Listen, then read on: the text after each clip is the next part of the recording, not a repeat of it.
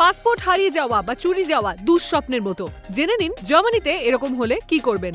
তৎক্ষণাৎ রিপোর্ট করুন। নিকটবর্তী পুলিশ স্টেশনের রিপোর্ট ফাইল করুন। এই কাগজটা আপনার দূতাবাসে ও বীমার জন্য লাগবে।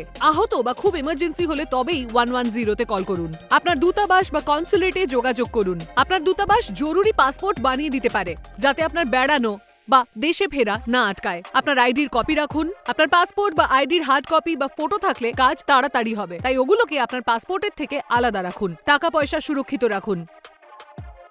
যদি আপনার ওয়ালেটও চুরি হয়ে গিয়ে থাকে, ব্যাংকের হটলাইনে ফোন করে ক্রেডিট আর ডেবিট কার্ড ব্লক করে দিন।